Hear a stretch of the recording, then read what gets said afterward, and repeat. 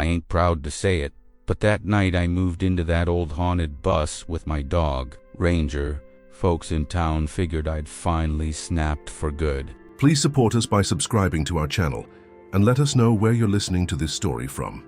Broken Cowboy moved into the ghost wagon, they whispered behind my back. Truth is, I didn't care much for whispers. When life's done, kicked the teeth out of your future, you learn to stop caring what other folks think. That bus had been sitting at the edge of Johnson's Hollow since before the mill burned down. Yellow paint flaking off like old corn husks. The tires sunk halfway into the earth like it'd been swallowed by regret. Nobody knew who left it there, but everybody knew not to go near. They said it made noises, at night groans, rattles, sometimes even a cry like a widow in the wind. But I needed shelter. After the last fence job dried up and my shoulder gave out again, I loaded up Ranger and drove till the engine begged me to stop. That bus was all I could find between nowhere and a hard place. Ranger jumped in first, sniffing the floor like it was telling him secrets. I followed, and the hinges whined like a man waking up from a long, bad dream. The air inside was thick, smelled like damp books, old pencils, and dust that had stories to tell. The seats were still lined up in rows, though most were torn open, foaming out their guts. I laid my bedroll across the middle aisle and set down a thermos of cold coffee. Ranger curled up right beside me, ears twitching. I stared up at the cracked ceiling and told myself it was just metal, just wind, just old bones of a machine forgetting how to rest. But then it breathed, not creaked, not groaned, breathed a long, hollow inhale that made every bolt and beam shudder like lungs filling with sorrow. Ranger growled low. I sat up straight, staring at the windows fogging from the inside. There weren't nothing alive in that bus but me and that dog, but it sure felt like something else wanted room. I stepped outside with my lantern, walking slow around the frame. Nothing but wind and weeds, but when I came back in, an X had been scratched into the windshield, small, deliberate, like a Mark leaving a message. You're seen. Next morning, I found a tin lunchbox wedged behind the driver's seat. Inside was a worn cassette tape labeled Miss Ellie, a broken cross pendant, and a roll of paper maps routes with towns I ain't never heard of circled in red. One of them was ours. I played the tape. Wind, then a woman humming, soft and slow, like a lullaby for ghosts. Ranger barked once, then stood up and padded to the back of the bus. He pressed his nose to the floor and whined. That's when I saw the hatch, just a thin seam in the wood panels hidden under dust and rust. I pried it open with my knife and found a metal latch sealed shut with a padlock that looked like it had been there since the war. I didn't try to force it. Not yet. Later that day, Sheriff Foster stopped by in his cruiser, saw my truck and came poking around. He leaned on the doorway and looked me over like a man inspecting storm damage. You setting up camp here? He asked. Something like that, I said. You know this place has a reputation, right? I got nothing left to lose, I replied. He stared a second, then nodded at Ranger. That dog's smarter than most folks. You listen to him. I always did. That night, the bus whispered again. I sat in the driver's seat with the lantern turned low. The wind rattled branches outside, and somewhere in the dark, a bell rang. One of them little school bells like kids used to ring at recess. But there wasn't no school out here. Not for miles. Just the bus, just me, just Ranger, and maybe Miss Ellie's ghost. I didn't sleep that night. Not from fear, no, from curiosity. Because sometimes what haunts a place ain't a ghost at all. Sometimes it's a memory, trying real hard not to be forgotten. That first night, I laid there listening to the way the wind curled through the broken windows. Every gust made the ceiling creak like a tired man's back. Ranger didn't sleep much either. He kept lifting his head, ears perked, eyes fixed on corners of the bus like he saw something I couldn't. I whispered to him, told him it was just the wind, but even my own voice sounded borrowed, like it didn't belong to me anymore.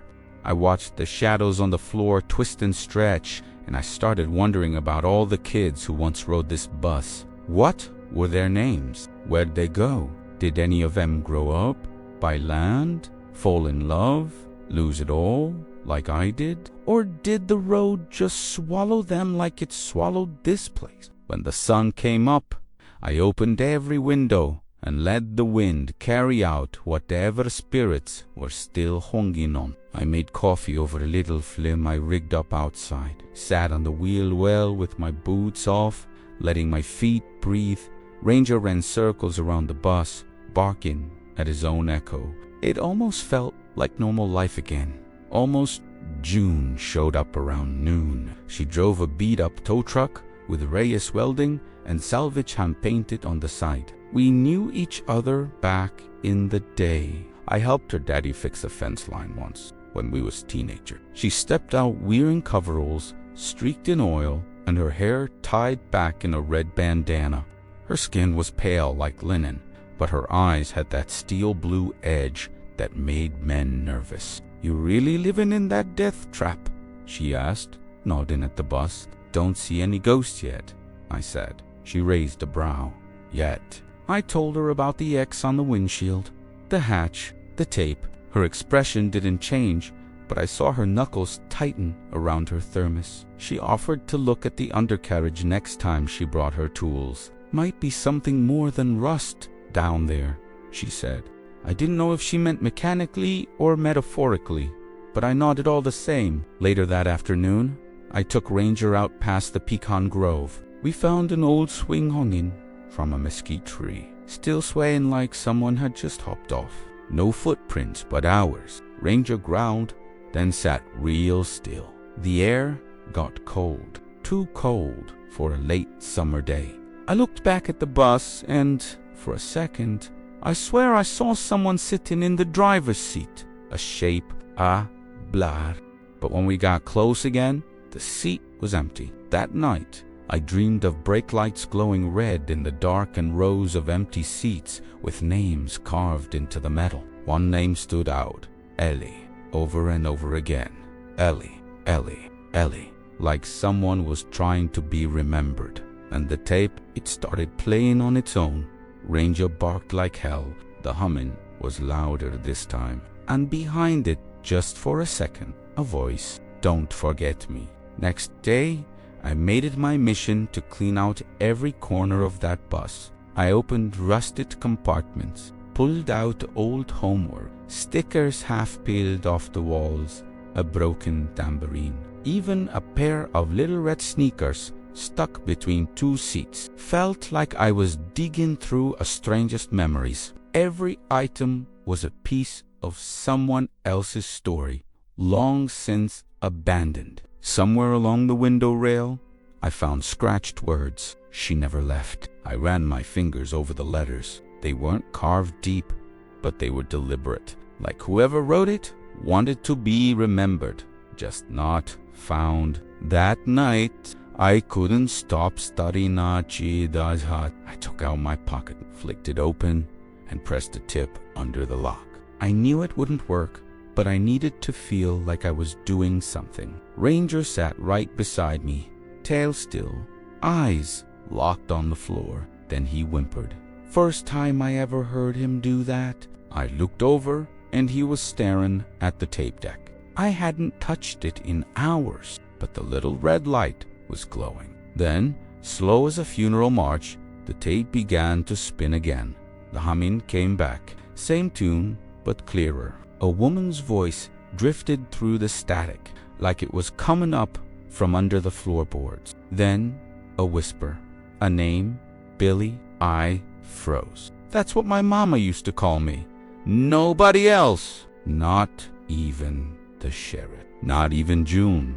But I couldn't shake the feeling that whoever or whatever was trapped in that tape knew me, knew my story, knew why I came back. And maybe, just maybe, she was waiting for me to finish what she started. Later that week, I found June underneath the back axle, flashlight in her mouth, sleeves rolled up, cussing under her breath. She said there were fresh welds around the frame. "Someone's been down here within the last year," she muttered. "This ain't just an old bus. Someone was trying to hide something." We followed the wiring. Some of it led up into the ceiling. Ranger balked once, then twice, and started digging at the wall panel behind the driver's seat. We unscrewed it together. Behind it, a tiny camera, dusty, dead, pointed straight at the hatch. I looked at June. She looked at me. "What the hell were they watching for?" she asked. That night, I didn't sleep. Not out of fear, out of something deeper. The air, a sense that I wasn't alone. Thick, not really said words, unfinished business. And deep down, I knew one thing. This wasn't just about ghosts. It was about family, about truth, about what folks bury when they're scared the past speak louder than the future. And I knew one more thing, too.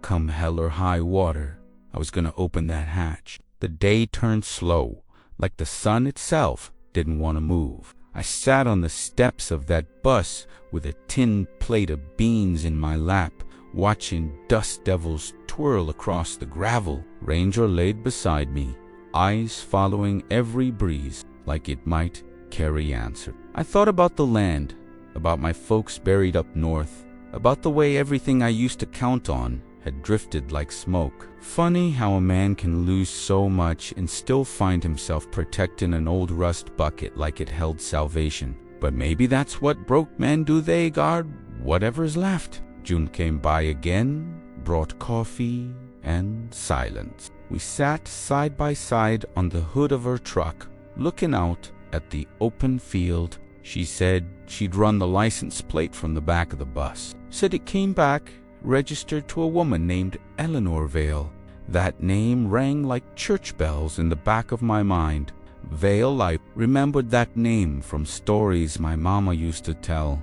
A teacher, a believer, someone who kept Rivian a route even after the school shut down, just to check on the lonely kids. I felt a lump in my throat. I didn't know what was under that hatch yet, but I knew it mattered, and I knew I wasn't leaving till I found out. That night, I sharpened my knife, oiled the hinges, and fixed the broken lantern. Ranger curled up near the door again, this time phasing outward. The humming didn't come back. Not that night, but I could feel it, waiting, just like me.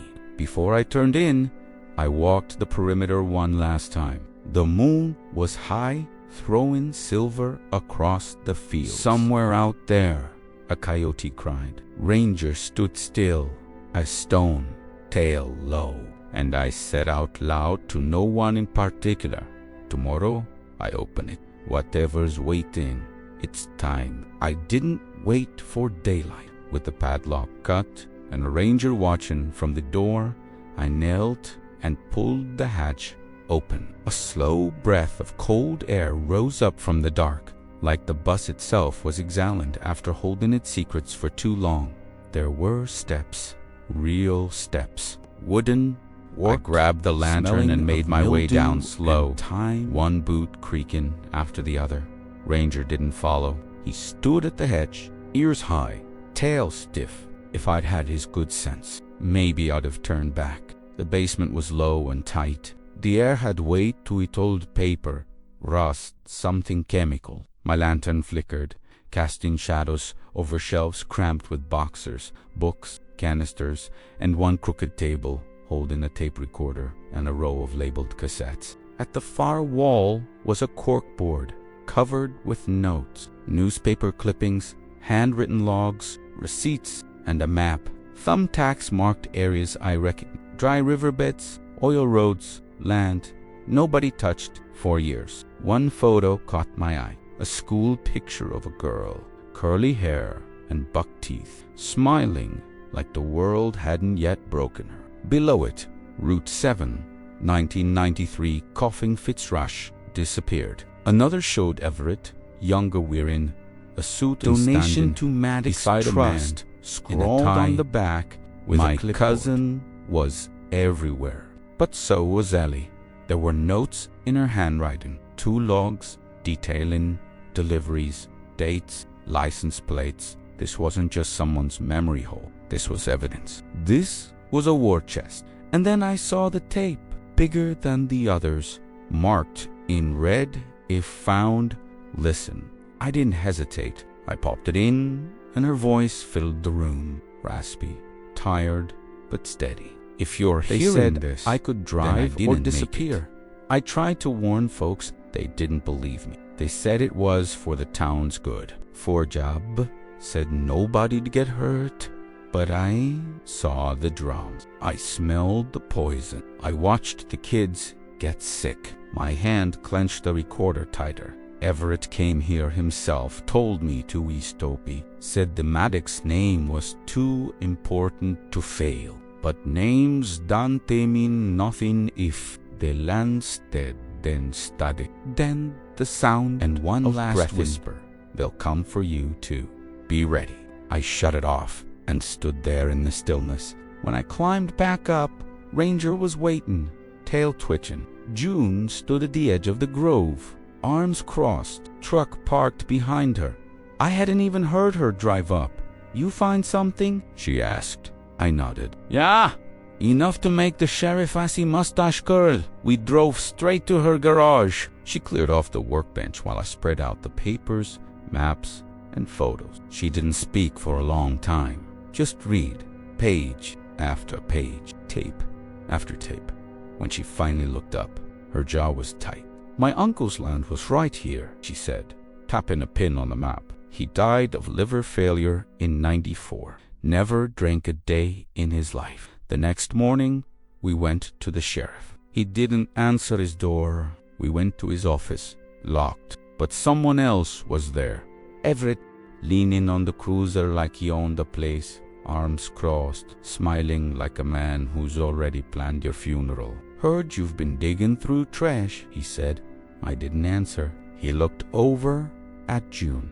And you thought your daddy taught you to stay out of men's business? June stepped forward, slow and mean. He taught me how to weld through lies. Everett's smile didn't move. There's things buried for a reason. Bill, you open the wrong box, and it don't just bite you, it burns the whole town down. He turned and walked off like the devil sending a receipt. That night, I went back to the bus. I stared down the hatch and wondered how deep the rot really went. Ranger sat beside me, watching the shadows. And then the humming came back, soft, clear, not from the tape, from the walls, from the bones of the bus. Ellie was still there. The next morning felt colder than it should have. Not from weather, but from weight. June met me early, a thermos in one hand, a crowbar in the other. You ready to open the rest? She asked. We returned to the hatch. This time, she came down with me. Ranger stayed up top, paws braced, watching the fields like he expected company. Together, we went through every shelf. We sorted every tape, snapped photos of every page. June documented everything like she'd been training for this moment her whole life. This ain't just a basement, she said. It's a damn archive. By noon, we were back at her garage, setting up an old VCR hooked to a TV older than either of us. We rewound one tape with a shaky label. August 1993, last route. The screen flickered, static. Then, Ellie's face. She sat in the driver's seat of the bus. Camera sat on the dash, voice low. This is Eleanor Vale, and if you're watching this, then it means they finally shut me up. But I won't go quiet. The camera angle shifted. Two men loaded barrels into the bus. Had a clipboard. The other wore a badge on his belt county seal. They're using the route to dump the runoff. Nobody checks a school bus, and I've logged every date, every name. One man turned toward the lens. Everett. The tape ended there. June sat back in her chair, arms folded. We have enough, But if we go public, we'd better be ready for blood. I nodded. We've already bled.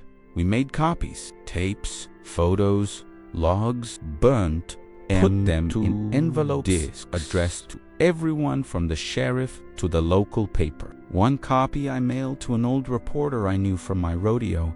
They still owed me a favor. That night, I returned to the bus. Ranger was restless. He kept pawing at the floor, digging like he smelled something under the boards. When I lifted the next panel, I found a box marked names. Inside, student roster, notes, hospital bills, all tied together with a ribbon that smelled faintly of lavender. At the bottom was a journal, Ellie's. She wrote every day, even when the town ignored her, even when the school closed her route, even when her own sister begged her to stop. The last entry was dated September 2nd, 1993. If anything happens to me, I pray someone braver will finish what I started. The truth is heavy, but silence is what killed them. I sat there long after the lantern burned out. The next morning, we met with Sheriff Foster behind the chapel where no one could see. He looked older, sadder. "You found it all," he said. I knew something was wrong, but it was easier to look away. "We don't have that luxury anymore," June said. He nodded. "I'll stand with you." The town hall meeting was set for Sunday. Word spread faster than we expected. Some folks came curious, some came angry. Some brought their kids, like they wanted the next generation to see justice rise from the ground up. We set up the tapes, the maps, Ellie's voice echoing across folding chairs and old wood. People listened. Old man Grady stood up, said his granddaughter got sick that same year. Miss Clara wept for the cousin she lost. A rancher told us how his land still won't grow right. And when the sheriff stepped up to the podium and said, "I failed you all," the room fell silent as a prayer. But then June spoke. She said, "Ellie never gave up, and neither will we." We handed out copies to everyone who asked. Folks took them home like sacred scripture. Everett, he didn't show, but someone else did. A man in a gray suit, no badge, no name. He asked to speak to me in private. "You've stirred something bigger than this town," he said. I looked him dead in the eye. Good. He left without another word. That night, I sat on the bus steps, Ranger at my feet, Shuni beside me. We watched the stars come out, carrying dust and memory across the road. We thought I heard it again, the humming, soft, gentle, but this time it wasn't lonely. I woke up that morning with a sky full of bruised clouds and a head full of the kind of thoughts that don't sit right with a man. The bus smelled like coffee and old paper, and Ranger was already on his feet, twitching at every sound. I fixed a pot of real coffee, this Tainan of that week, stuffed and sipped slow while watching the field. There's a certain peace out there at dawn when the world's still deciding whether to wake up. Even a haunted bus can look like a home then. June was right about those welds. She showed me what she found: fresh metal seams, new rivets hidden beneath layers of older rust, like someone had tried to sew shut a wound before it had a chance to bleed. "They don't weld like that out of sentiment," she said. "They weld like they're hiding something." Her hands moved quick, sure, the way they do when a body's used to fixing things that break. She bent down to the axle and wiped dust away with the back of her hand, revealing a scrawl in faded marker. "Route 7, keep out." "Route 7, I muttered. "That ain't a school route I remember." June tipped her chin toward the driver's seat. This bus had a purpose besides taking kids home. Bill. Somebody kept watch over it. Watch they did. When we pulled the panel and found that camera, I told myself maybe it was just some kid's prank, too small to be true. But the lens was old, housing scratched, and someone had glued a small strip of black tape over the top to dim the glare. The wires led to the seams and to a small, battered metal box with switches burned dark. They wanted to see what came in and out, June said. They wanted to know who tampered with the floor. The more we dug, the more it felt like somebody had been reading the bus like a ledger. Not all memory is sacred. Some of it's ledger lines and receipts. I kept thinking of Miss Ellie, the tape, the hymn. June traced her finger over the photo of that woman, the one with kind eyes and a Bible opened on her lap. She drove the old route long after the school closed, she said. Left notes in mailboxes. Fed men in winter. Folks around here Saint called and her fool. Saint I repeated, and good fool, names to be called in the same depending breath on which side of the fence you stand. That night, we decided to set what? Sheriff Foster came by, scratching his head, but he didn't mock the notion. He brought his own lantern and stayed quiet, more watchmen than lawmen. We sat in a loose circle inside the bus, Ranger laying between us like he owned the place, and the wind wove in through the cracked windows like it wanted to be let in. We took turns, talking low. June kept notes in her palm, stopwatch against her thumb, while the sheriff recounted the last few complaints he'd filed about mysterious trucks rolling through at odd hours. Always after dark, he said. Always after the moon's new, about midnight.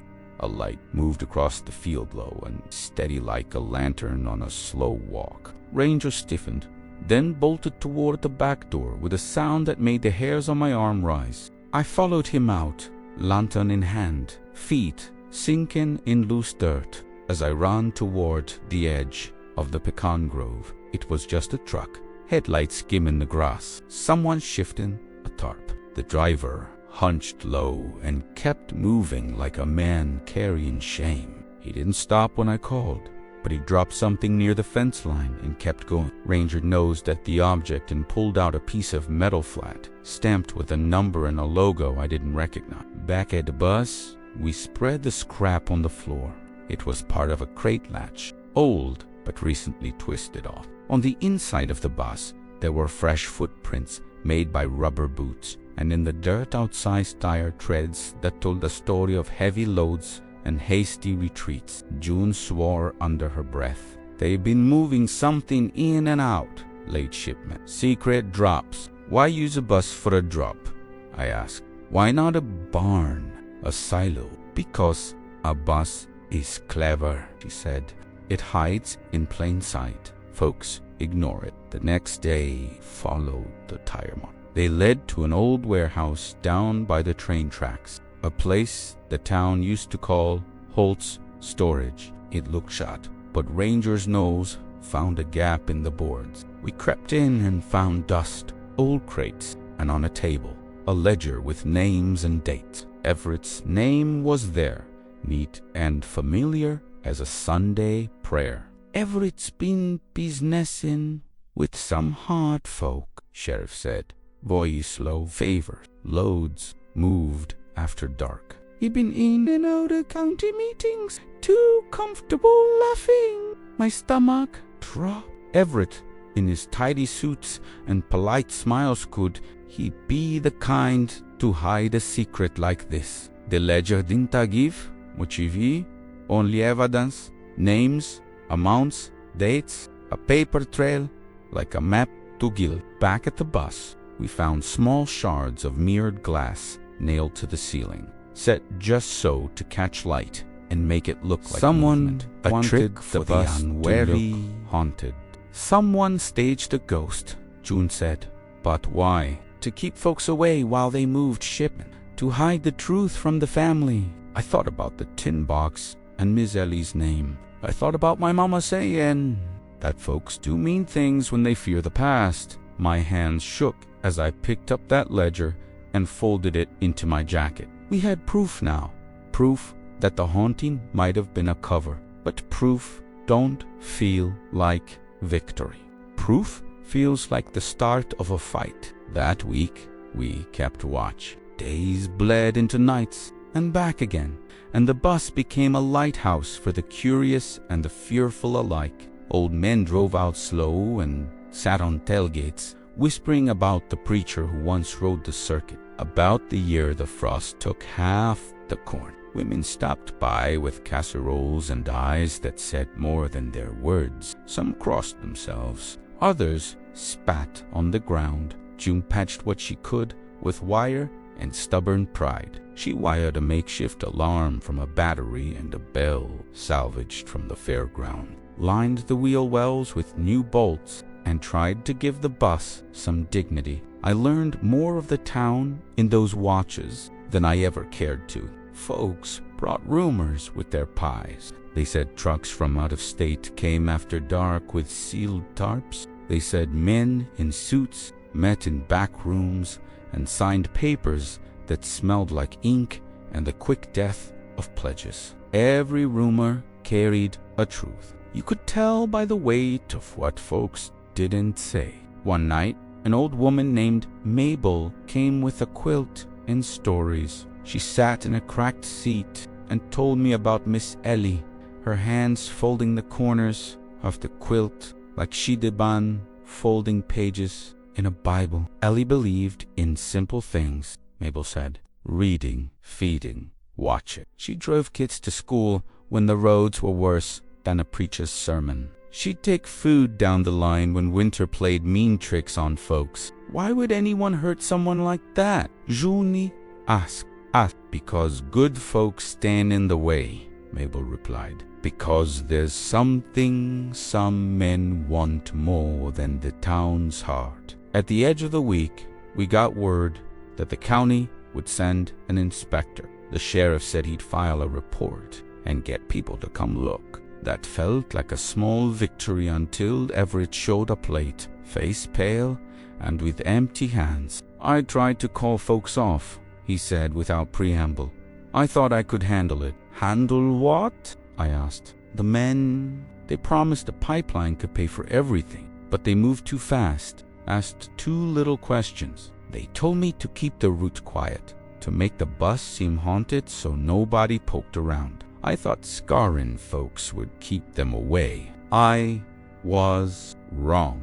June sat forward and her eyes were hard as a blade. You think scarring folks will keep them innocent? You make a play and call it protection. Everett's jaw worked. I thought I was being clever. I thought I could juggle their favors and keep the family farm. I thought I was protecting you all. Protecting is telling the truth, I said. Hiding is what gets wells poisoned and children starved. He held out a paper. They left this. I didn't write it. It was a note typed with a name and times. Drop it Route 7 after dark. No questions. The ledger we took from Holt's storage matched the drops, dates, numbers, shipping manifest. It was a map of things going on while folks slept. The more we read, the more the story turned from haunting to harm. Ranger found another thing too, a tiny brass badge, bent and burned at the edges like it had been near fire or acid. When I wiped it clean, letters came back. MNSTRNG. A company name, maybe, or a code. Training, transport. June guessed, maybe both, I said. Maybe one company's business is someone else's poison. We took the documents to the sheriff, who took them to the county. He moved with the slow bureaucracy of men who've learned caution the hard way. I wanted to shout and drag the whole damn council into the dust, but June put a hand on my arm and said, one step at a time. Her hand was rough but steady. It felt like a promise. In the nights after, we found more clever tricks. A panel that reflected oil light to make shadows dance. A pulley rig that had scraped the bus roof and mimicked the sound of feet. A small smoke machine hidden in the storage bay to send tendrils of fog through the window. Each new trick made the hoax clearer, and each cleared trick dug deeper holes in the good name of whoever planned it. The community split like a crack in the river. Some folks rallied, sat beside the bus and sang hymns while the sheriff took notes. Others crossed themselves and spat at the ground. Some stoked fires against the dark and told stories that bent the truth until it fit their fears. All the while, Ranger kept watch. He'd stand at the door and bark at nothing, and when he quieted, he'd lay his head on my knee like he knew the world was about to change. There was a day when the whole town turned up at the bus, not to mock, but to listen. A preacher read from a yellowed hymnal, and folks took turns saying names of those who'd been lost to drought and time. I stood and listened, while June handed out coffee, and the sheriff tried to keep order with a soft voice. The bus soaked up their breath and their sorrow, and for a minute it felt holy in a way I never expected. We had a hearing the county called together. It felt like a trial with no judge, only the town's memory pressed thin on folding chairs.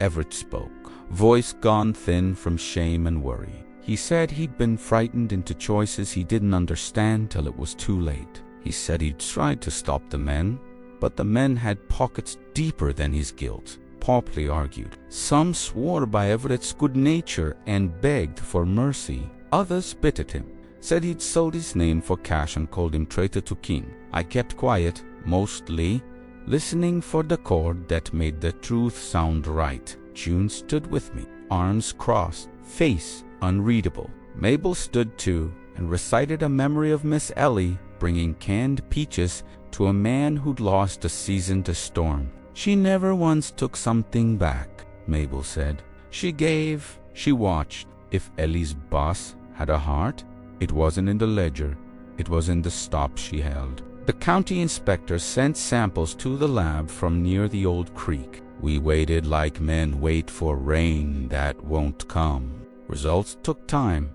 and time is a hunger to folks who feared their wells. Meanwhile, Everett's enemies started to show up. Men with clean shoes who didn't like to be asked questions. They drove like they owned the road and stared like they expected a fight. We stood our ground as best we could. That night, someone set a small fire near the back fence. It burned quick and was put out quicker by men with water buckets and quick tongues. It scared the town more than any ghost ever had. Folks began to wonder if the hoax had got out of hand, if the ghost show had attracted men who preferred silence and now came back to secure it. We found more paperwork hidden in Holt's storage, including names tied to companies in the next county. The ledger expanded, and with it, the scope of the problem. It no longer looked like a local sin. It looked like a plan writ with long strokes and deep pockets. Then, on an evening when the air felt thin, Ranger cornered a man by the old feed store. He was a driver we'd seen before. New gloves, quiet eyes. Hunje, wouldn't he let him pass until the sheriff held him. In his jacket, we found a manifest with Route 7 stamped across the top and a list of canisters. The man swore he'd been paid cash to unload and move the parcel. He looked tired like a dog after a long run. He cried like a boy when asked why. They said it wasn't poison, he told us, handshaking. They said it wouldn't reach the wells. They said we were moving saltwater byproduct from a mine. I didn't ask. I just lifted and dropped. It's easy to blame tools. It's harder to blame a man who carries a load for bread. But a ledger doesn't lie. Numbers pile up like truth. Back at the bus, after the arrests and questions, after the county trucks rolled in to take samples and write sticky notes and call in bigger men in suits with lab coats, we sat in a circle like the old days, but with new faces. The bus wasn't haunted the way folks thought. It was haunted by the weight of what men will do when their pockets. June folded her arms and looked at me. You ever think about what you want when all this is done? She asked. I want the land to breathe again, I said. I want the wells to run clean and the kids to ride a bus that don't make 'em cry. Ain't that the truth? She said. But first, we gotta wash off what's been poured on it. The sheriff said the county would hold hearings, call in remediation teams, and issue fines. Everett would have to answer for his part. Some folks called for leniency, others for prison. I thought prison would be easy. Reckon keeping a man out in the open to make the hurt right is the expense of work. As the weeks passed, the bus began to feel less like a prison and more like a shrine. Folks left food, blankets, a jar of pickles someone swore by. A new sign appeared on the bus. Door painted in careful lettering. Miss Ellie's route. It felt right. The bus had been given back some dignity. But dignity alone don't fix a creek. I kept scribbling notes in the margins of that ledger, like a man trying to stitch a wound with pen ink. The more I wrote, the more I saw how small choices pile into mountains. June would idle on the hood of her truck and play cards with Mabel, sharing slices of gossip and solace.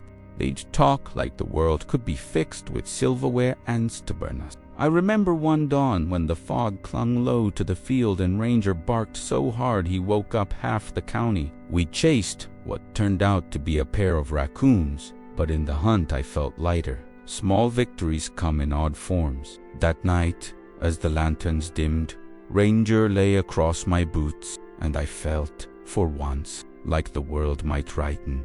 Amen. I woke that morning with the taste of metal in my mouth and the ledger heavy in my jacket. Ranger nudged me, urgent like he'd slept on a secret. The sun was a weak thing behind low clouds, and the air smelled of rain that hadn't yet decided to fall. We went to meet Everett by the old mill road, where the train tracks cut the prairie like a blunt knife. He was there already, hands in his pockets, looking like he'd been sleeping in a hotel downtown.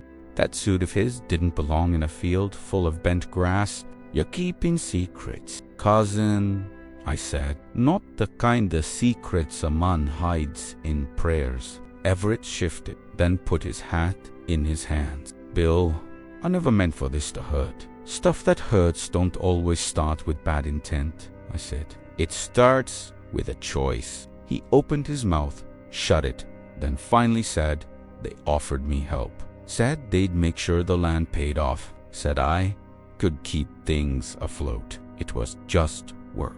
Metal crates. Nothing violent. June and the sheriff stood a few paces back, like judges at a cheap trial. Who is they? June asked. Men with deep pockets and quiet hands, Everett said. I thought I could manage it. But then folks started asking questions. Then their trucks showed up more and more. I tried to stop it. I tried to quit. But what you don't see is how easy it is to get in too deep. I looked at him and saw the man I used to drink with at the fairground. Now, he was just another face cushioned by hypocrisy. So you used a ghost story to keep people away? I asked. We set up lights, mirrors, a camera. We rigged the roof to make noises. It was supposed to scare folks off while the honest work went on, he said, speaking faster now, as if speaking quick could outrun the truth. Honest work, I spat. Honest folks don't hide behind phantom. He flinched like I slapped him. Bill, you got it all wrong. There's more at stake than your pride. They wanted the water rights off the old creeks. They wanted to push through a pipeline. If folks snooped, they'd stopped the permit. I tried to keep the family safe by letting them lie. Juni demanded. By letting them poison the land and call it business. Not poison, he said. Chemical runoff. It's just... No, I said. That's a nice word for death. He looked at the ledger in my coat. You shouldn't have taken that. You signed it, I said. Your name's on it. When the ledger lists deliveries and payments, it reads like a confession. Everett slumped then. I thought if I kept it quiet, if I managed it from behind, I could buy time. I could fix the farm. I could make us proud again. The sheriff's face had gone hard. You made a choice to lie to the town, Everett. That's on you. We went back to the bus together, but the air had changed. Where there'd been a curious murmur before, now there was a current of anger and fear. We opened the hatch, and the smell hit like a slapoily metallic with the thin, sweet temps of chemicals. Beneath the bus was a small chamber, packed down and lined with tin canisters with faded labels. Some were stamped with dates, others had markings I didn't recognize. There were papers shoved into grease and tape, maps folded and refolded, a ledger of its own receipts for loading, for trucking, for payoffs. They'd been running disposal from somewhere downriver, June said. This is where they brought the waste, hid it under the bus, and staged the ghost show so no one would poke around. My hands shook as I picked up a small glass jar. It had a label that read, "Saline byproduct non-hazardous," and a note in handwriting I recognized as Everett's dispose. "Route 7 after dark. You wrote this," I said. "You told them to bring it here." Everett closed his eyes. I wanted to save the place. I thought keeping it quiet would stop more from coming in. I didn't know what it'd do to the wells. "That's the problem with knowing too late," I said. "Once it's done, nothing fixes it." The sheriff took photos, noted serial numbers, and swore he'd call the county. But I knew how slow them wheels turned. Legal steps felt small when the land was bleeding. That night, as we sat once more on the bus, the humming returned, but there was something else too. A soft tapping, like fingernails on metal. It was steady, patient, not men making noise to scare, but someone trying to get attention. Ranger pressed his nose to the hatch and wind. The dog's eyes looked ancient, like he was seeing something that belonged to another time. I put my hand on his head and felt the tremble of his bones. "Open it," June said, in a voice that sounded like it belonged to a preacher at the end of a sermon. "Let it out, if it's speaking true." So I did. I unbolted the rim, pushed the hatch back, and peered into the dark. At the bottom, there were stacks of letters wrapped in oilcloth, like someone had tried to keep paper safe from rot. On the top was a bundle tied with string and a name on the outside, Eleanor. When I pulled the bundle free, a gust of cold air rushed up, and for a heartbeat I thought I heard the woman humming that lullaby again. The letters were brittle, but the ink was clear. They were written in a careful hand and spoke of days when Miss Ellie drove the bus to bring school books to children left hungry by the drought. She wrote about keeping watch over parcels and how folks would leave food at her stop. The last letter was different. It was a plea for help. If I vanish, it read, "Remember where I left the map? Keep watch. Do not let them bury the creek." The bus hummed, soft and small, like it approved. Ranger snuffled the paper, then nudged my hand with his cold nose, as if to say, "We did right." Everett looked like he'd lost weight in the face. "I thought I could fix it, without anyone finding out," he said. "But you can't bury the creek and not expect the country to thirst." I felt ashamed and yet relieved. The truth had a taste that wasn't sweet, but it was clean. "We gotta tell folks," the sheriff said. "We gotta get the county in here. Calling test and risk losing what's left," Everett said, fear plain in his voice. "People will lose their faith in this place." People already lost their faith when the wells went dry and the crops failed. I said, "We ain't saving folks by hiding the truth." We took the letters to the county inspector. It wasn't pretty. There were tests and forms, men in boots and white coats poking at mud and water. The lab called weeks later with results that cut through the town like a wind. Tests showed elevated levels of contaminants around the creek and some traces that matched canister residues we'd found under the bus. It wasn't immediate doom, but it was enough to make men wake up to the shape of their mistakes. People were angry. They wanted names and punishments, swift justice. Some wanted blood. Others simply wanted to know if they'd been drinking poison. The county promised cleanup, though promises don't always come quick enough to a thirsty farm. Everett agreed to help lead remediation effort. His hands steady now as he signed papers and spoke to engineers. That didn't erase what he'd done, but it meant he was trying to put his hands on the shovel where he once took shortcuts. June and Rye started a small rota, driven the bus through the county to take letters and supplies to folks who'd lost trust in official help.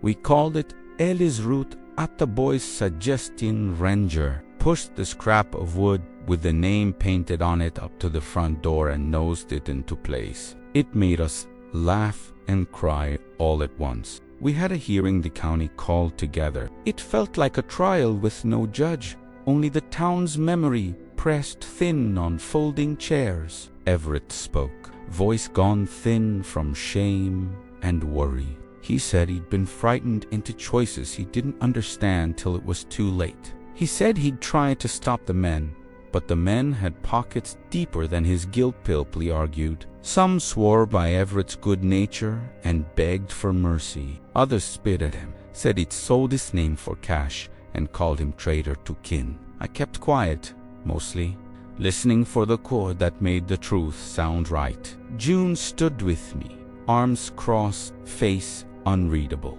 Mabel stood too and recited a memory of Miss Ellie bringing canned peaches to a man who'd lost a season to storm. She never once took something back, Mabel said. She watched. If Ellie's bus had a heart, it wasn't in the ledger, it was in the stops she held. As we left that night, the bus went quiet in a way that felt like a sigh of relief, more than an emptying of spirits. The humming faded into the wind. Ranger walked at my heel, and I held the stack of letters like fragile bones. The road ahead was gonna be messy. Families would be hurt. Accusations would fly like winter storms. But the bus had told its piece, and sometimes that's the only justice you can ask for. Everett sat on the bus steps as the county men took measurements. He looked older in the light of noon. I thought I was buying time, he said once. But time don't get bought, Bill. It gets taken. June slapped his knee and swore softly. You could have come clean sooner, she said. You could have told folks. You could have been better. We didn't solve everything overnight. The creek would need months of tests, work, and honest apology. But the bus had done something important. It showed that a truth left in the dark keeps doing harm. Ranger lay with his chin on his paws, eyes half closed, like a man after a long day. In the quiet that followed, I felt the bus breathe one last time, gentler now, like a man who'd finally been heard. When the bus rolled with a fresh coat of paint and a sign that read Ellie's route, I rode with Ranger as the town cheered. I remember the night like a scar on the sky. The fields were flat as a prayer mat, and the moon was thin as a coin. Inside the bus, the smell of oil and old paper sat heavy, but we felt lighter, somehow like a secret finally starting to unroll. June leaned against the wheel well, hands folded, eyes on the horizon. Sheriff Foster rubbed his chin and shook his head, the kind of shake that meant a man was calculating harms and favors. Everett stood off to the side, hat in hand, face hollowed in a way that used to make me pity him, and now only made me wary. The bus hummed low and steady, like a throat clearing itself. I told stories to fill this island. The small ones, how my da, who used to straighten my collar with a name I'd earned. How the summer winds used to bring locusts that ate the corn to the bones. Folks listened, not because they wanted the stories, but because the quiet needed being filled. June checked the patchwork we did to the undercarriage again, whispering curses under her breath at the folks who'd thought to hide the truth on the good wood. She'd never liked liars. The sheriff set some lines, names, and dates that needed follow-up. We can't charge folks without evidence, he said, and I could tell he meant the law and also the moral ledger in a man's heart. Ranger nosed through boxes like archivist and judge combined, pulling out a child's slate with letters half scraped away. When he found a scrap of cloth with school paint on it, we all went quiet. That quiet felt like a bell. We took shift stand and watch at the bus for days. People brought casseroles and chairs, and sometimes a look that asked for explanation without the trouble of saying it. The county sent a truck, men with clipboards and boots that left deep prints. They took samples and swabbed rust, and when they left, they carried a thought in their pockets, like a seed that might grow into action. At night, the bus didn't make the same noises. It shivered like a thing relieved. The mirrors up top caught stray light and made phantom folk dance. But that was all slight. The real trick was men who'd planned the trick. Everett offered to help pay for tests and promised to stand in front of any crowd to say what he knew. There was pride getting broken and a humbleness like a new plow. I found myself thinking about the creek more than the bus. The creek was where water once remembered its name. Now it tasted like memory with a bad flavor, and that made a man think about what he'd pass on. On the fourth night, someone tried to burn the fence nearest the bus. We put it out with buckets and hands. Nobody slept well after that. The town's mood had shifted from curious to fierce. June wrote a list of folks who call. I wrote 1-2 names of men we trusted and those we didn't. Lists are useful things when the weather turns mean. Old Mrs. Larkin stopped by and left a jar of sweet tea. She said, "You doing right, Bill?"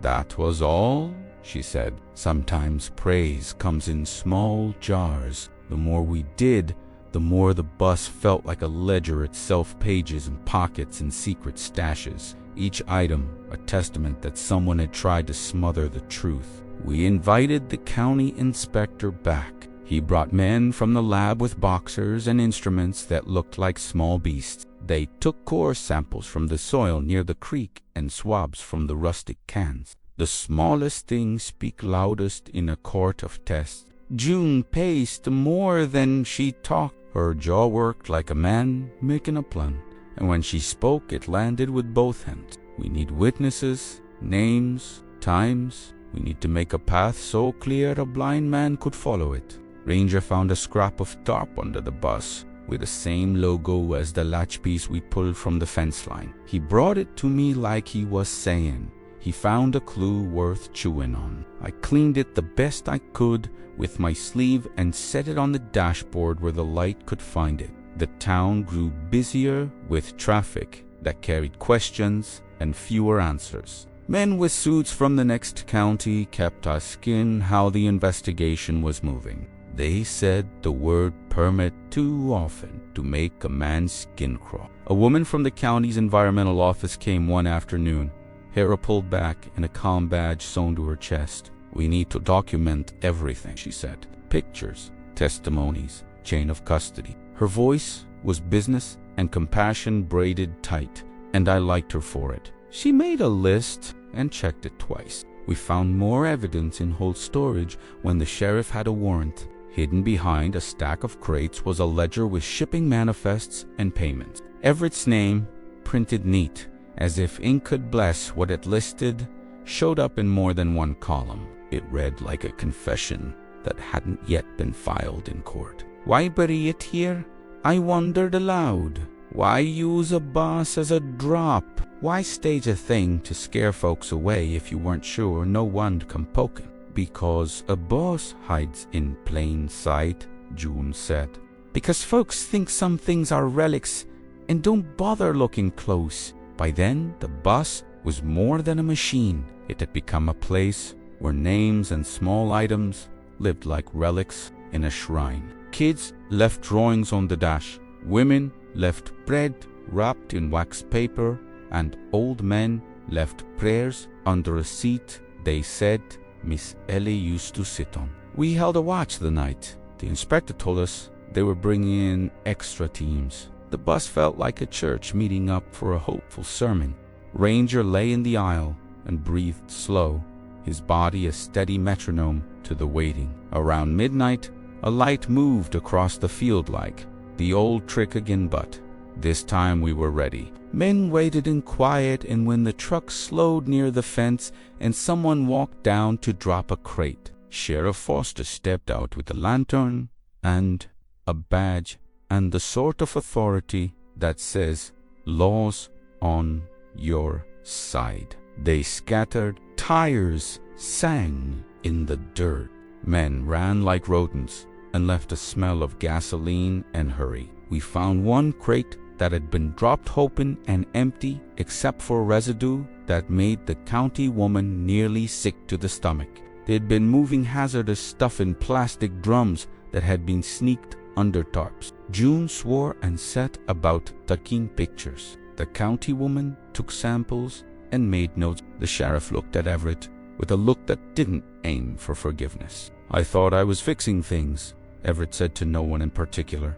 "I thought keeping the town calm would let me buy time. I didn't know what they'd bring." "You bought time with other people's water," I told him.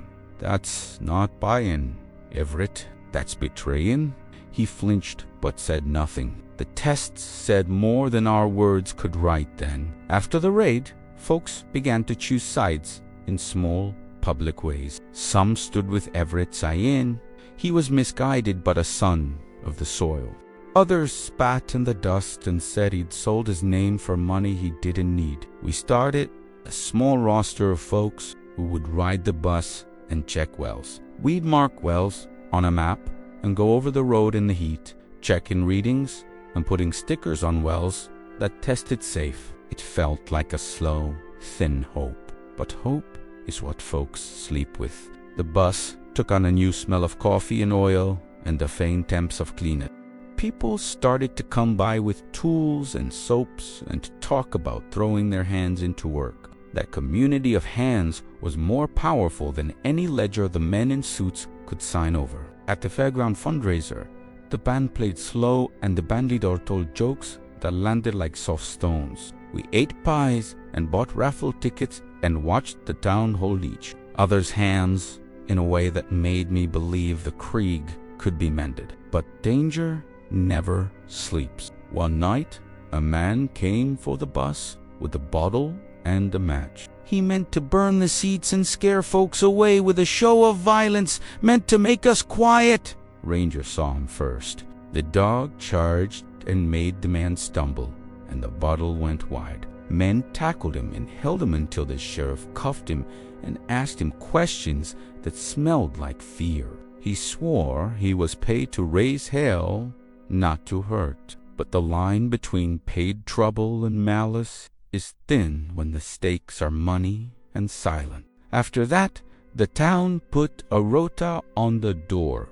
Folks would sign up to ride or to stand watch. June and I organized the rota with the sheriff's blessing. Ranger sat in the front window and watched the road like he owned the county's conscience. We found more mirrors nailed to the raft. We found a small smoke machine packed under a bench. We found evidence of the hoax and of its architects. That evidence stacked like firewood, and with it a plan for justice. The county did its tests and wrote its papers. Men in suits came back with clipboarded apologies and promises of cleanup grants and notices of inspection. Some of the promises looked like they might come true. Others looked like ink on a paper that the wind could take. At night, when I sat on the wheel well after the lights dimmed and everyone had gone home, I thought about the faces of folks I'd seen these weeks, the ones who brought bread,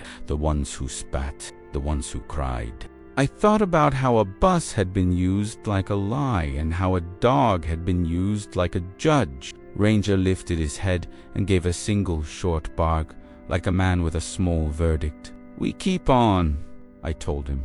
He thumped his tail in the dark. When the countyman left, he did not promise miracles. He promised paper and process. That's what we had. Paper and process and a stubbornness that don't quit. The bus creaked like a man stretching his years. For the first time in a long while, I felt like the stop was more than a rumor. It might be a right. I sat on the step and watched the sun sink with Ranger at my feet, the dog's breath warm against my boot. "We ain't done yet," I told him, and he thumped his tail like he agreed. The days after the reveal were busy in a way I hadn't felt since the harvest. Men came with wrenches and lists trucks with tanks and men in white coats. They tested water, dug small trenches, and took notes. June and I rode the bus down the old county road 2 times a week, tacking supplies to folks and picking up stories. Ranger loved it. He'd sit up front like a captain, nose twitching, Hachi every turn. Everett worked with the crews. He'd stand in a hard hat now and point to places the engineers marked, speaking in a low voice that sounded contrite but necessary. People began to mend in small ways. A woman who'd been sick with worry came to the bus and laughed for the first time in months. A boy who'd stopped fishing took a rod again when the county promised to look into the creek. But not everything mends with time or talk. There were still arguments at the feed store and nights when glass slammed in panicked hands. Some men won't let a conscience make a quiet bed for itself. Folks from the city came with machines that smelled like money. They dug and tested and took samples. I watched their instruments hum and found myself willing my old hands to be useful again. June learned how to talk to engineers. She'd stand with her arms folded, listening, then say something plain that made the engineers look twice and change a plan. She had a way with folks simple and fierce. Ranger chased a pair of foxes and came back wearing gum and a grin. Sometimes the small nonsense of a dog shows a man that not every day needs to be heavy. Everett volunteered to speak at a town meeting and did so with a voice that shook and then steadied. He spoke about mistakes and about doing the hard work to make them right. Some folks listened, others spat again. The county proposed a remediation plan. It would take months and money. It would take patience, which is a thing some people have in short supply. We held a fundraiser at the old fairground. Tractor men brought pies and a band played 2 slow numbers. The town gave enough to start buying filters and to hire a small crew to begin the slow work of cleaning the creek. There was a night when the weather frightened everyone with thunder like a drum roll, and we had to tarp things down quick. A rain came hard and fast, and the men worked shoulder to shoulder. After the storm, the creek ran a little clearer in places and muddier in others. Progress was a messy business. Everett took to helping folks with hauled water and with fixing broken pumps. He had a way with engines. He hadn't used much till the guilt taught him hands again. He'd work till dusk and then sit on the bus step and stare at the field like a man trying to remember what used to be. June and I started a rota, not just for fixes, but to take the bus out with books and blankets. We read to folks and took requests. Rangers sat on this step and listened like a proper gentleman. One afternoon, a boy left us a rusty tin soldier and a note that said for Ranger. The dog nosed it and then nudged it into my hand like he wanted a blessing. I tucked it into my coat. Small things like that matter more than any ledger. There were setbacks. An engineer found traces of contamination farther upstream than expected. The county had to widen the scope and bring in more men and more machines. That meant more trucks and more disruption. Folks grumbled, but most of them came out and dug at the edges and did what they could with hands that remember how to work. Some men who'd been hired to move pallets at night showed up in court and told the sad truth. They were paid cash and told the cargo wasn't dangerous. "We only lifted," they said. "We didn't ask why." That line is an old one. Workers who pick up loads for bread and keep their questions to themselves. But the county wrote it down and started making the long lists of accountability. June started a small class at the bus where she taught folks simple repairs and how to check a pump.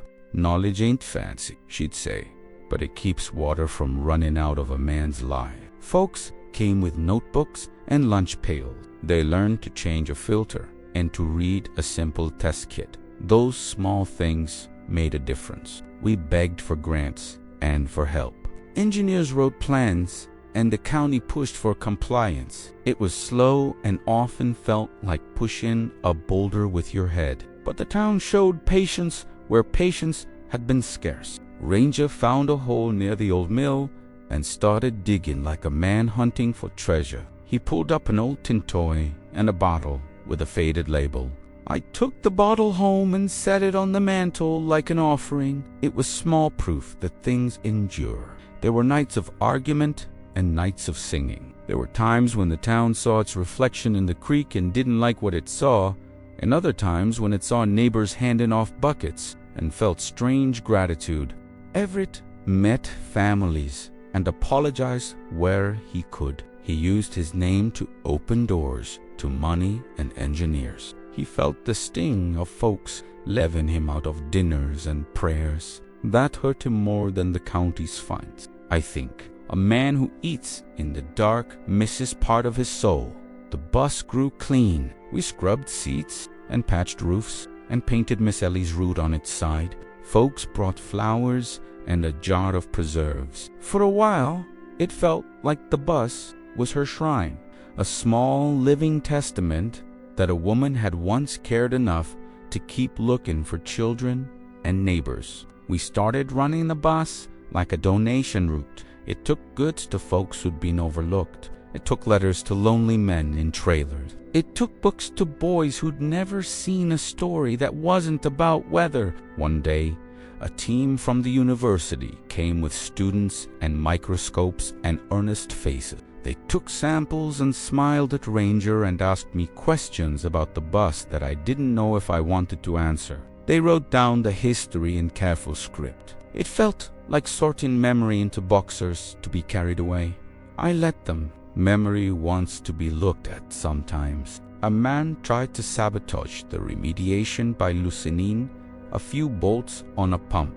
He meant to make the town think the work wouldn't hold. Ranger found the loose bolts before anyone else did and sat on them like a judge on a guilty man's bench. We fixed them quick and watched the man slink away like a bad dog. There were moments of humor too. June taught the sheriff how to dance at the fundraiser badly, but with dedication. Folks laughed and clapped, and for an hour forgot the ledger in the creek and thought only about pie and music. Those hours are thin gold in a poor man's life. As months passed, some water tests came back better. Not everywhere, not by a long shot, but in places the creek began to breathe easier. Folks started letting their children play near the banks again with a watchful eye. That felt like a miracle you can't buy. Everett dug into his pocket and found ways to pay for filters and to offer labor.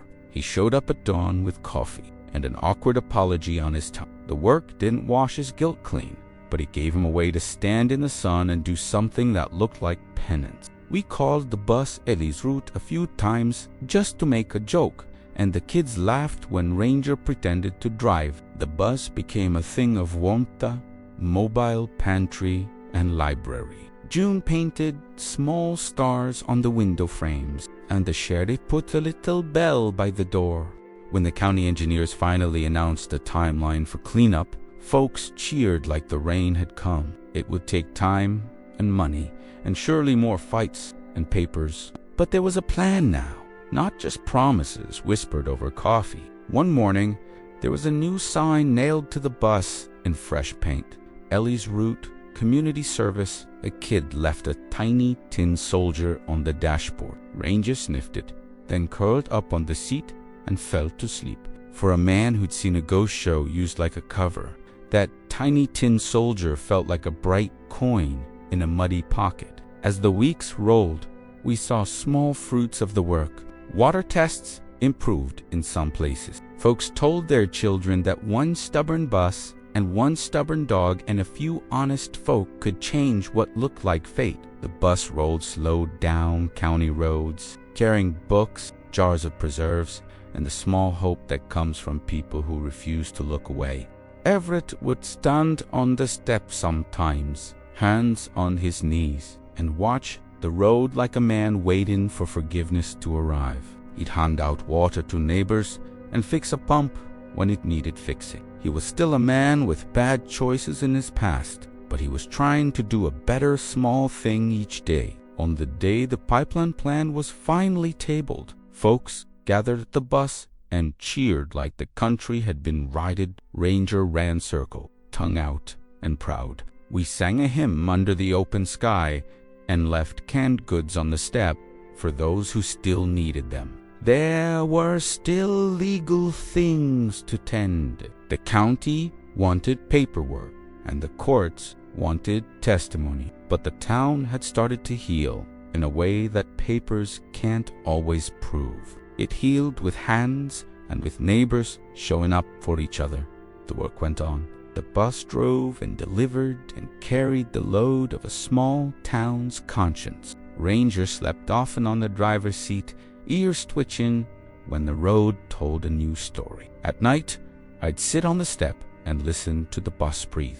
Not like it had in the first night, something sharp and aching but softer, like an old man finally getting a rest. When the bus rolled with a fresh coat of paint and a sign that read Ellie's route, I rode with Ranger as the town cheered. I woke before the sun the morning Everett said he'd go to the county office and tell what he really knew.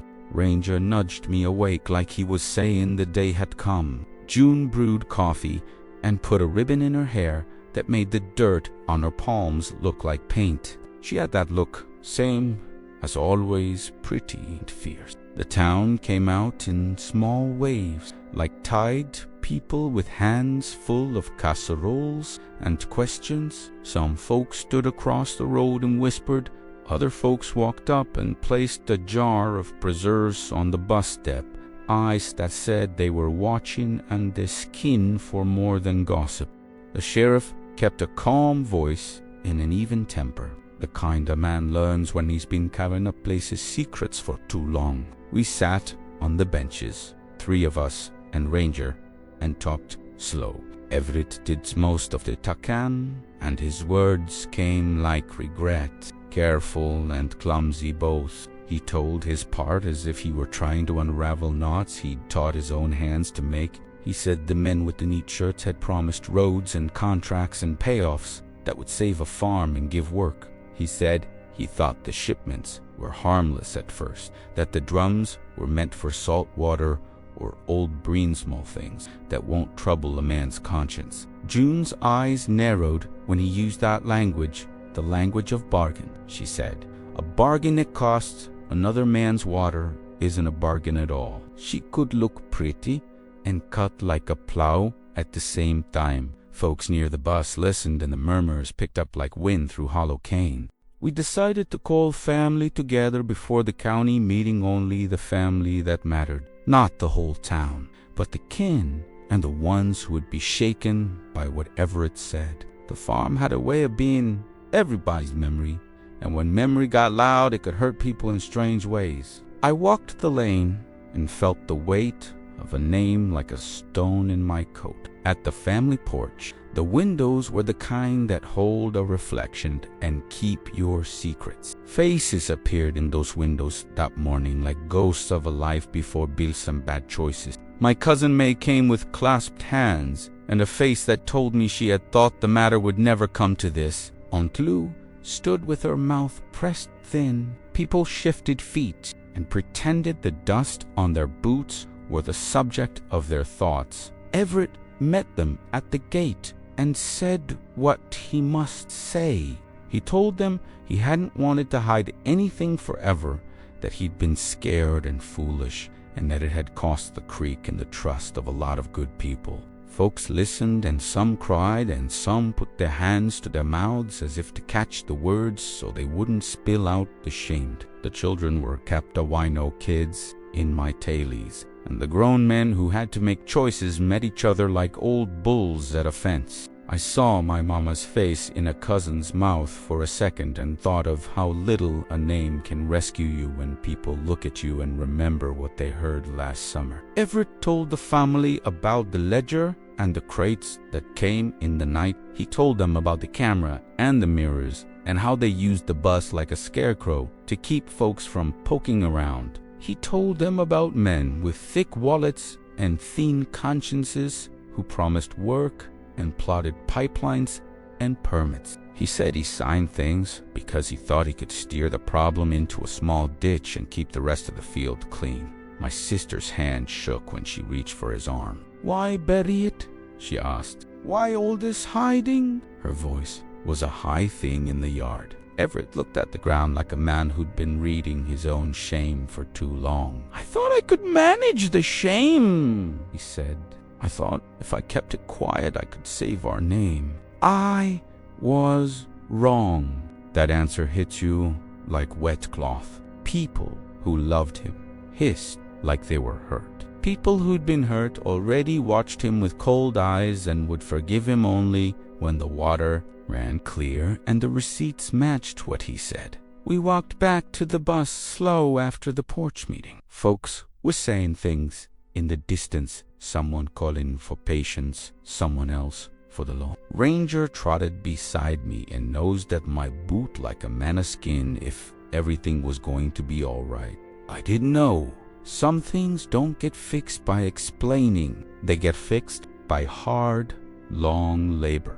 At the county hall, Everett sat with the men who would write the report and the woman from the environmental office, who had kind hands and fine math. She asked him direct questions, and he answered with a voice that had been broken and then put back together. His testimony matched the ledger in a way that made the county take notice. Names lined up with dates and with tarps and with tire treads and with the smell of shipping crates. I watched the family from the back of the hall and remembered what Mama told me. Truth is a shovel. Use it. We had the shovel now, but it was heavy enough to make a man swear. When the hearing let out, some of the crowd turned on Everett with words that would sting, and others put their arms around him like they were trying to keep him from falling. I found my mouth quiet and my heart a slow drum. Ranger leaned his forehead on my knee and blinked slow, the kind of look that told me he'd seen enough human business for one life. That night, the bus felt like a house that had been cleared of rats. I lit the lantern and watched the shadows play and felt less afraid. The bus had been used like a lie, but lies can be taken down. Once they come down, the town decides what to do with the ruins. We found more evidence after Everett's telling. A broker's card, a stamped crate list, a small bundle of receipts with initials that matched the ledger. The sheriff collected it carefully, like a man collecting bone fragments. He kept his steady eyes on Everett, not to punish him but to hold him accountable. June sat forward on the bench and rubbed her hands together. "This is bigger than land," she said. "It's about how folks will trade a creek for a promise. We gotta make sure this don't happen again." Her hands, pretty as they were, spoke strength without show. We organized people to watch wells, to record water tastes and turbidity as if it were a liturgy. We mapped which families depended on which wells and put stickers on the map where tests came back bad. The bus became the truth teller's place, where reports were stored in a tin box and the letters of Miss Ellie were read aloud for courage. Everett did the work he could to make amends. He drove the bus sometimes, handing out filters and bottles and awkward apologies. People accepted help because to refuse is to let pride starve folk. But forgiveness is a slow thing. It grows like the first green through winter. At night, after the meetings, the bus breathed. Ranger lay in the aisle, and the soft snore he made sounded like a hymn in a small chapel. I wrote notes in the ledger margin, the way a man tries to stitch a wound with ink. The family watched at the window sometimes, seeing what they wanted: an apology, a penance, a man on his knees. The law would do its work, and the town would do its own. There is no more honest work than picking up the mess you made. When the county came through with more tests and the lab called with results, the news was heavy. The creek showed traces that matched our samples. It was proof, not solace. Proof makes speeches easier, and apologies harder. It made the community lean on its tools, filters, remediation plans, test strips, and lean on the stubbornness that keeps a place livable. Everett started to change by degrees. He built fences, he fixed pumps, he cleaned gutters, and he listened when the farmer asked him how they would make things right. It wasn't enough for everyone, but at least he had put his hands to the plow. Hands will tell what a heart won't. The bus sat watching it all. A yellow thing that had once been used to scare people and was now used to bring water and truth. Ranger would hop up and rest his paws on the wheel well like a captain checking the stars. Sometimes he would look at me with those patient eyes, and I would remember why I came back. Because a man's land is his story, and some stories deserve to be told straight. At dawn one morning, I walked the bank with a test kit, an unmoving sun. The water looked better in pockets, but stubborn in others. We marked the spots and planned the next steps. It's always a long road from confession to cure. But the family at the window had started to do what families do, face the hurt and choose work over excuses. By the time the sun slid low, men and women from our place had made a list of repairs and had promised to see it through. Ranger lay heavy at my feet, and I felt, for once, that the weight we carried was shared. Sharing don't erase guilt, but it does make the load lighter enough to stand under. By late summer, the county had maps tacked up and engineers walking the banks with boots that left tidy prints. The bus was part shrine, part work truck now. Everett had to face folks in church and at the feed store. Some forgave, some didn't. Life in small towns is made of both stitches and scars. We put the bus to work in a new way. June and I laid out a rota of stops, and the town signed up.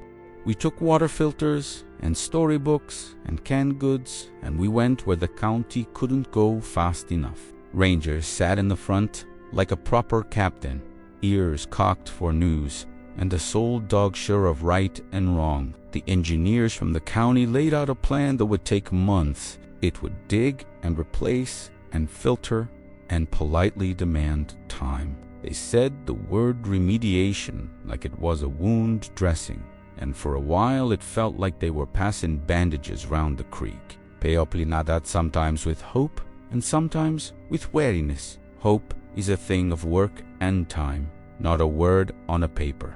June taught a class by the bus on filters and basic testing, and folks showed up with notebooks and dirty hands. She explained how to read a strip and how to change a cart. She made it look easy, the way someone with skill can make hard things feel less sharp. She looked pretty in a way that made men polite and made women nod in recognition hands. Rough, hearts tidy, a Yankee grit with a southern kind of charm. Everett drove a route or two and passed out not just goods, but apologies shaped into actions. His face looked older with sweat and sun. Some folks accepted his hand and some kept a distance. The work was its own sermon. Doing right sometimes is the only sermon that counts. The bus began to carry more than tools. It carried stories. A woman handed us a jar of peaches, and the memory of Miss Ellie came back in a sweet ache.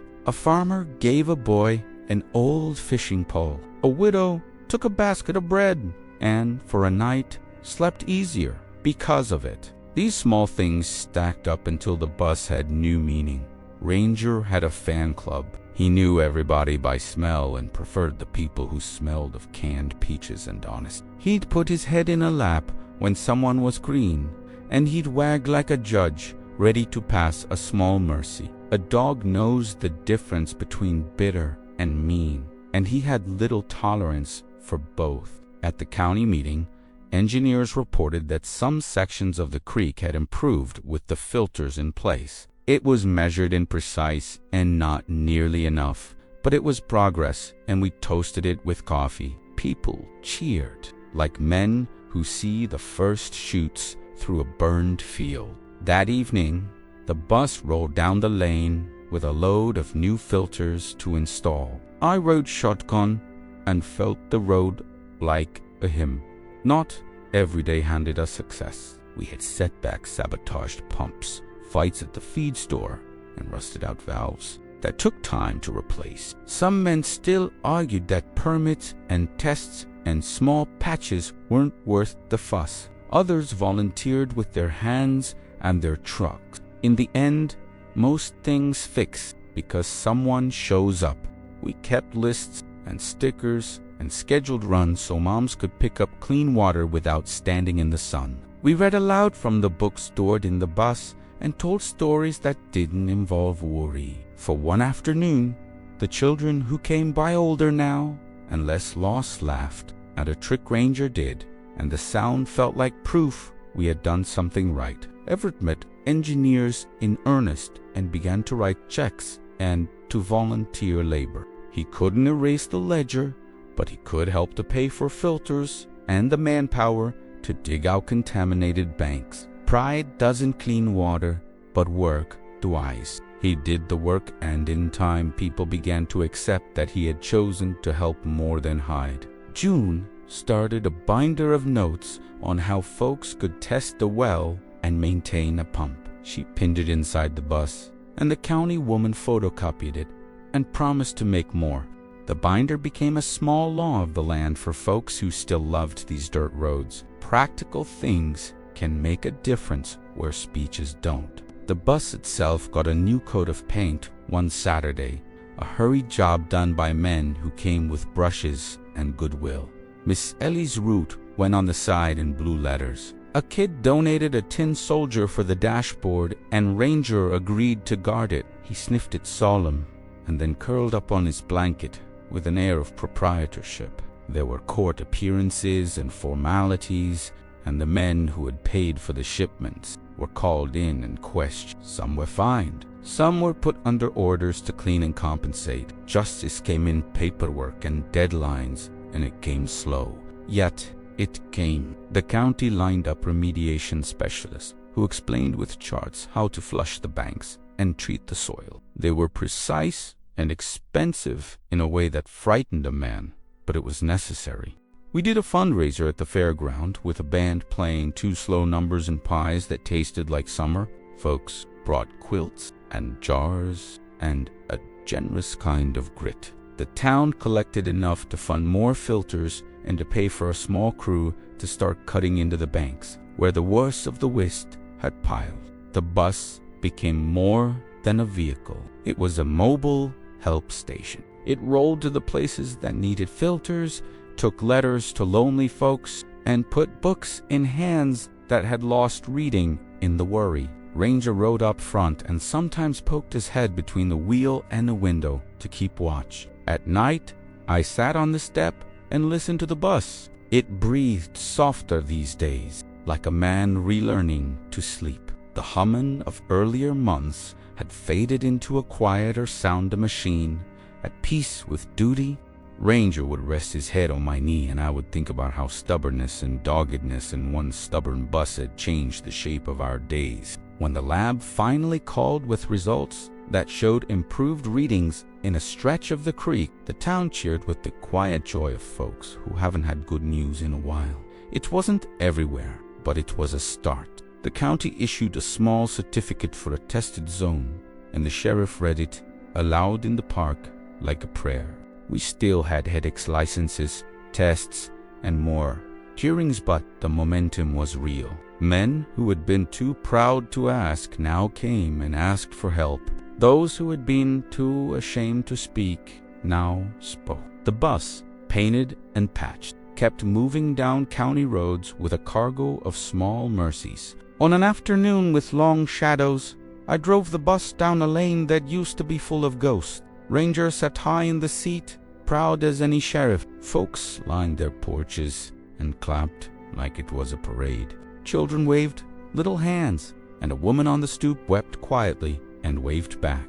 Everett stood at the gate, hand over his heart, and waved too. He'd worked hard and he'd paid in ways a paper can measure and a conscience can't forget. He was not absolved. He was present that mattered. The last route for that season carried jars and letters and a small stack of books. We delivered them, and we sat a while on the step and listened to the wind. The creek ran clearer in places. Some wells tested better.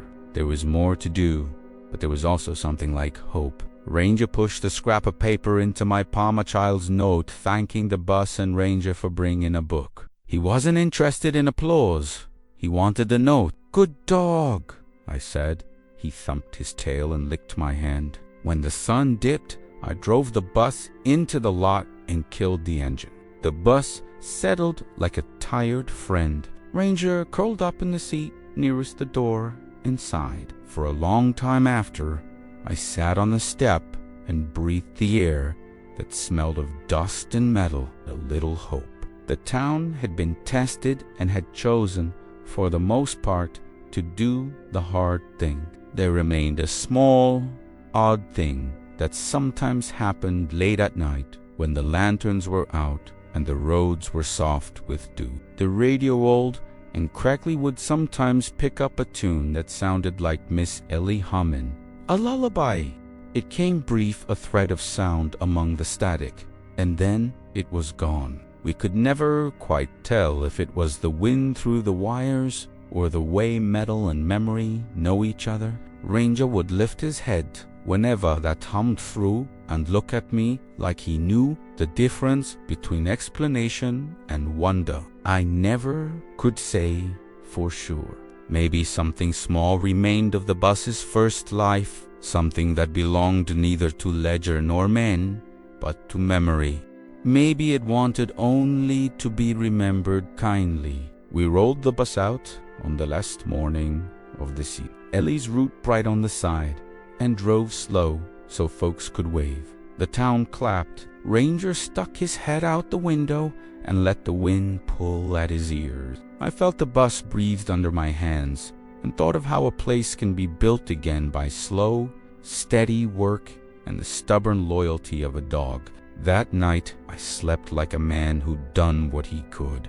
The bus sat quiet in the field and the creek ran, a little less burdened than before, and the town kept its watches. Ranger slept with his paws crossed as if in prayer. I woke before dawn and looked out at the road and felt, for the first time in a long stretch, that the story might end with a kind of mending.